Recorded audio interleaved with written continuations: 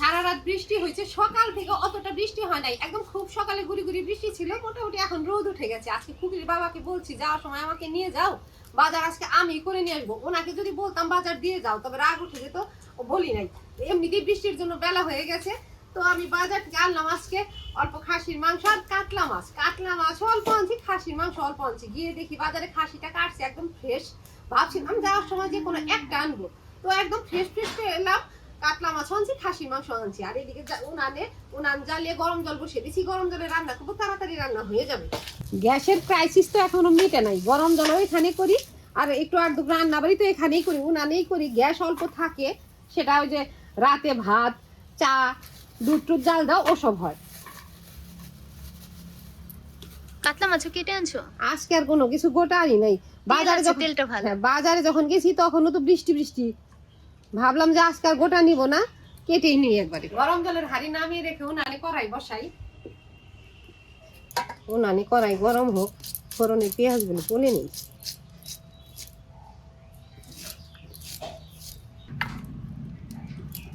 কড়াইও গরম হয়ে গেছে, কড়াইতে সর্ষের তেল দেই, তেজপাতা শুকনো লঙ্কা, তেল বেশি গরম হয়ে গেছে, পেঁয়াজ কুচি দিলাম,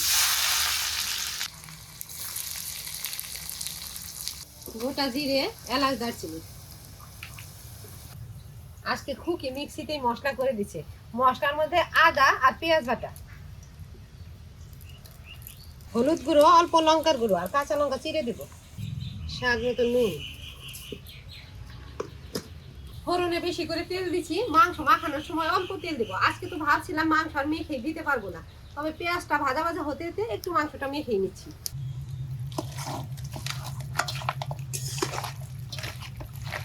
এদিকে ফোড়নে সবকিছু ভাজা ভাজা হয়ে গেছে, মাখানো মাংস ঢেলে দিলাম। এখন তো আমরা আদা পেঁয়াজ রসুন সবকিছু একসাথে বেটে দিই, তবে আগে আমার ঠাকুমা যে রান্না করতো আদা বেটে দিত, পেঁয়াজ রসুন কখনোই বেটে দিত না। আজকে আমি আদার সাথে অল্প পেঁয়াজ বেটে দিছি, মানে খুকি বেটে এনে দিছে, তবে রসুন গুলো আর বাটি নেই। এই যে গোটা রসুন দিব আর অল্প পেঁয়াজ কুচি দেবো। রসুন, খাসির মাংস জাল হতে এই রসুন গুলে কোথায় চলে যাবে তার ঠিকানা থাকবে। আর এখন আমি জ্বালিয়ে দিলাম, এটার মধ্যে ভাত রান্না করবো, সারাদিনের ভাতটা রান্না করে রাখবো, আর কোনো টেনশন নাই। ফোড়নের উপরে মাখানো মাংস ঢেলে দিয়ে তো কিছু সময় কষিয়ে নিলাম। আর খাসির মাংস তো অনেকক্ষণ সময় ধরে কষিয়ে নিতে হয়, তারপরেও দেখা যায় দুই এক টুকরা হয়তো আবার কষানো খাওয়া হয়। যাই হোক, এই যে এখন ভাজা মশলা ধনে গুঁড়ো আর জিরে গুঁড়োটা উপরে দিয়ে আরো কষাবো। ধনে গুঁড়ো জিরে গুঁড়ো,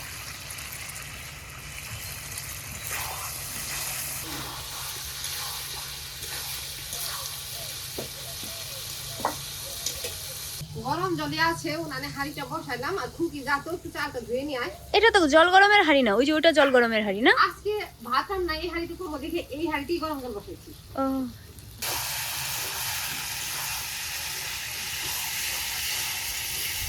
ছোট সাইজের দুটো টমেটো আর কিছু কাঁচা লঙ্কা চিড়ে দিব, আজকে আর কাঁচা লঙ্কা বেটে দিই নেই।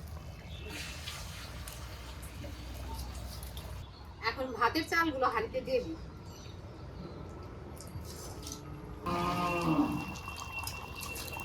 আকাশের যে পরিস্থিতি, সকালবেলা তাও একটু আকাশটা পরিষ্কার হয়েছিল, রোদের মুখে একটু দেখা গেল অল্প, আবারও আকাশ অন্ধকার হয়ে আসছে। আমি একবারে রান্না করে রাখি, অন্তত রান্না বাড়ির আর কোনো টেনশন থাকবে না। একেবারে জল ছাড়া কিছু সময় কষিয়ে নিয়ে ওই গামলা ধুয়ে অল্প জল দিছি ভালোভাবে কষানোর জন্য। এখন এই যে কেটে রাখা টমেটো আর কাঁচা লঙ্কা দেবো।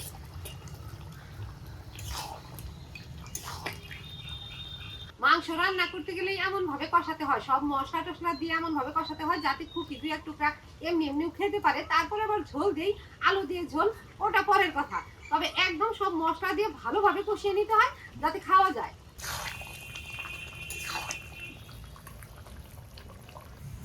বাসে দিচ্ছি, ঝালটা দিচ্ছি যে চারোদিক দিয়ে আগুন বেরোচ্ছে। কষানো মাংস হয়ে গেছে, আর ওদিকে ভাতও প্রায় হয়ে গেছে। এখন খাসির মাংস কয়েক টুকরা তুলে রাখবো, গরম গরম ভাত দিয়ে খেয়ে নেবি। খাসির মাংসের আলু আর ভেজে রাখি নাই, এখন আলু দিব, কিছু সময় নাড়াচাড়া করে ঝোলের গরম জল দেবো।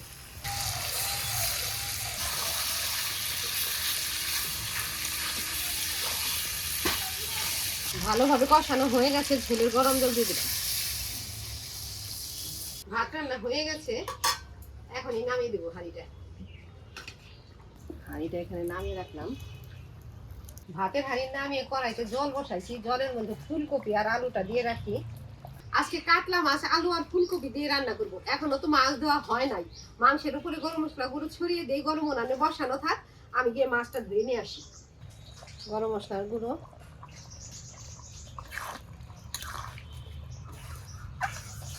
মাছটা ছিল 3 কেজি সাইজের। আর দেখ কি সুন্দর একটু তেল, একদম সাদা। তেলটা নিয়ে এসছি, তোকে পকোড়া বানিয়ে দেবো বলে। ভালো করেছে।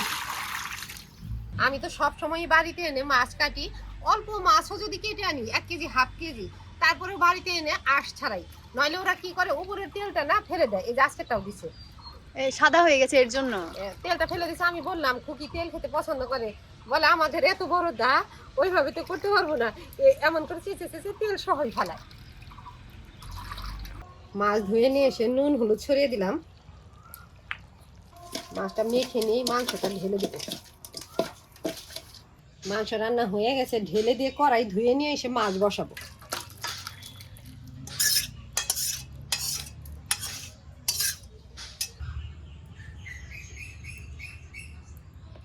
মাছ মেখে চুখে উনানে কড়াইও বসালাম। কড়াইতে এখন সর্ষের তেলে মাছগুলো ভাজবো, তারপর ওই তেলে পকোড়া ভাজবো।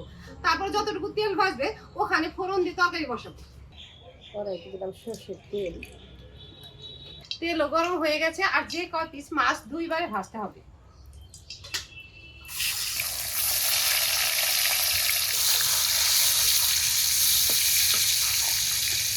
আস্তে আস্তে ভাজা হোক, ওদিকে পকোড়াটা গুলে নিই।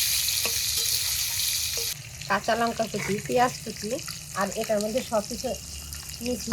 এই যেখানে বেসন, কর্নফ্লাওয়ার আর চালের গুঁড়া, এটাও ঢেলে দিই। এখানে দিচ্ছি হলুদ, লঙ্কা, জিরে আর অল্প চাট মশলা। এগুলো দিয়ে আগে মাখবো, তারপরে তেলটা ছোট ছোট করে টুকরা করে দিব। নুন, অল্প জল দেবো।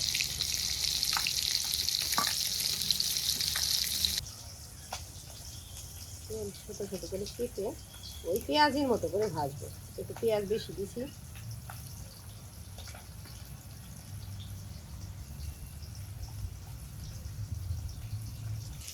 একবার মেখে রাখি, মাছগুলো ভেজে নামাই, তারপরে বড়াটা ভাজি।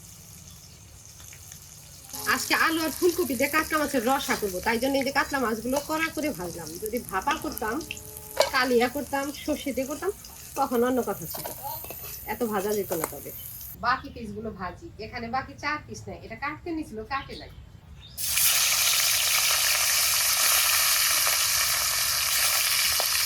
এই পিসগুলো ভাজা হয়েছে। মাছ ভেজে নামালাম, পকোড়াগুলো আগে ভাজি।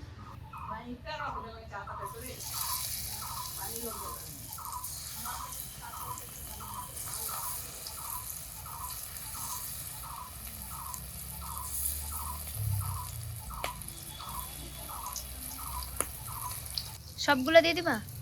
একবারেই দিব।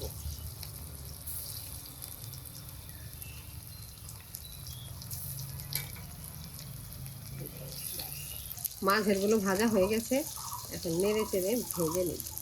এই দিকের গুলো ভাজা হয়েছে।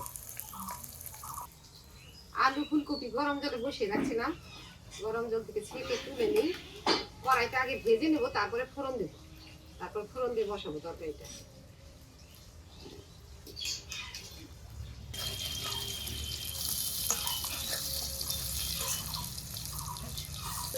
পকোড়া ভাজা হয়ে গেছে, গরম গরম নামিয়ে দিই।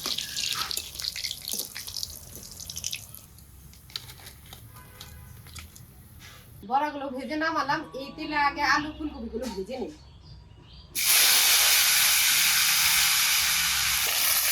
কোনো কিছু দেবো না, এমনি ভেজে দেবো। আলু ফুলকপি হালকা ভেজে নিলাম, বাটিতে নামিয়ে রাখি। নামিয়ে রেখে সবকিছু ফোড়ন দিয়ে তারপর উপরে ঢেলে দেবো। কড়াইটা আরো একটু তেল দিলাম, তেজপাতা, শুকনো লঙ্কা, গোটা জিরে, ফোড়ন দেওয়া হয়ে গেছে। এখন বাটা মশলা দিয়ে কষিয়ে নেব। এখানে আছে আদা, পেঁয়াজ বাটা। পেঁয়াজ বাটা দিব, পেঁয়াজ কুচি দিব না। এই মশলাটা তেলের উপরে একটু ভেজে নেই, যাতে কাঁচা গন্ধটা চলে যায়। এখন দেবো হলুদ গুঁড়ো আর লঙ্কা গুঁড়ো, অল্প জল, ছোট্ট একটা টমেটো, এটাও দিব কষানো মশলার উপরে। মশলাটা কষিয়ে ভেজে রাখা আলু ফুলকপি দেবো। এখন কষানো মশলার উপরে এটা দিয়ে দিই।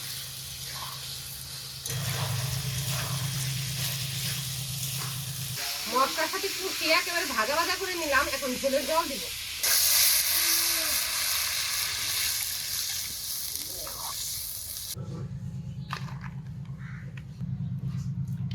এই বাটিটা চালের বাটি না?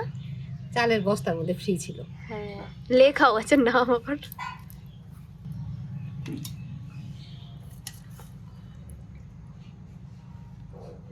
আমি তো সব রান্নাতে কাঁচা লঙ্কা বেটে দেই, আজকে দেওয়া হয় নাই। শুকনা লঙ্কার গুঁড়া দিছি, কয়েকটা কাঁচা লঙ্কা ভেঙে দিই।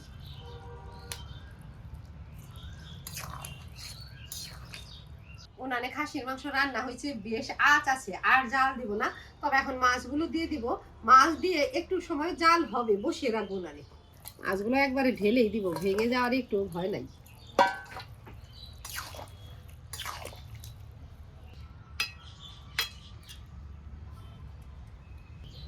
ভাজা জিরে গুলো ছড়িয়ে দিই। একদম বড় মাছ তো অল্প গরম মশলা গুঁড়ো দিই। মাছে সাধারণত গরম মশলা দিই না, তবে আজকের মাছটা বেশ বড়, অল্প দিলাম। নেড়ে চেড়ে নামিয়ে দিব। আর জাল একটু বেশি দিছি, গরম জল বসিয়ে রাখবো। এটা আট বেড়ে ছোটটা দিছো কেন মা? কষ্টে সৃষ্টি এটে গেছে। গরম উনানে এই যে এক হাঁড়ি গরম জল বসিয়ে রাখলাম, সারাদিন ইউজ করা যাবে, বা লাগলে টাগলে ব্যবহার করা যাবে। আর একটু বড় গামলাটা লাগতো না? এর সাথে এক সাইড যেটা বড় আছে ওটা লাগবে। হ্যাঁ।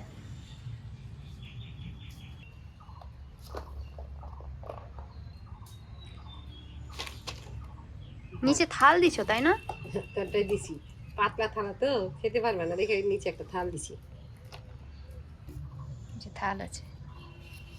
আজকে আর খুকির পছন্দের লেজা না হয় নাই, পেটের দিক আনছি। খুকিকে পেটের পিসটা দিই।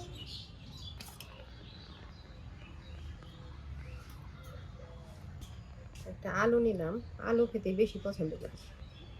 মা আজকে বাজার করে নিয়ে এসে খাসির মাংস রান্না করছে, আর বাজার থেকে কাতলা মাছও আনছিল। কাতলা মাছ দিয়ে আলু ফুলকপির রসা করছে। খাই এখন।